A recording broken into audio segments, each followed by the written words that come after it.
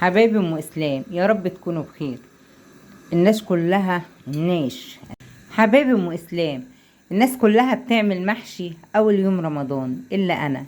عملته رابع يوم رمضان، بس احنا بقى عملنا الطريقة مع بعض وانتوا شاطرين. هنسويه بقى دلوقتي. هنقول بسم الله. على البوتاجاز اهو، انا عاملة كرنب بس. تمام اهو. بسم الله الرحمن الرحيم.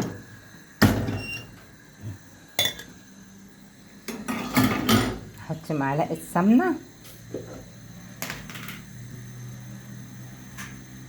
اهي. لما صلي على النبي.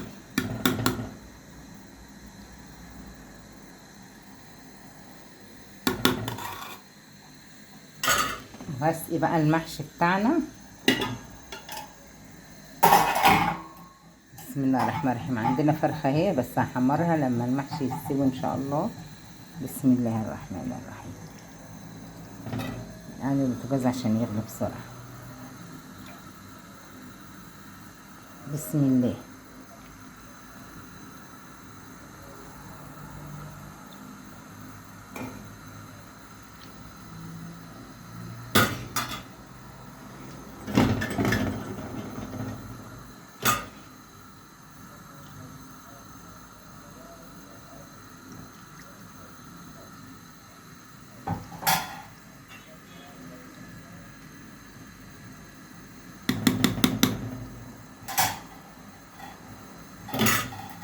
عايش في الشوربة تاني عشان لسه الشوربة ايه ما وصلتش الليل. بس انا بصور لوحدي، بنتي في الدرس، فمش عارفة اهز الحلة. هقفل بقى واهز الحلة شوية واغطيها. وعندنا بقى ايه طبق سلطة اهو من امبارح، هحطه جنبها اهو. طبق سلطة هحطه بقى مع المحشي، ونحمر الفرخة بتاعتنا ونشوف بقى هنعمل ايه. يلا. ادي المحشي اهو. اللهم صل على النبي. شوفوا الجمال. اللهم صل على النبي.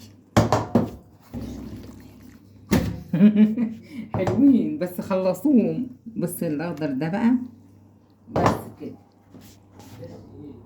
ودي لحمه بصل كانت عندنا، وفي طبق سلطه اهو. وادي البلح باللبن. نقول ايه الحمد لله الذي اطعمنا وسقانا من غير حول منا ولا قوه وجعلنا مسلمين. وصلوا على الحبيب قلبكم يطيب.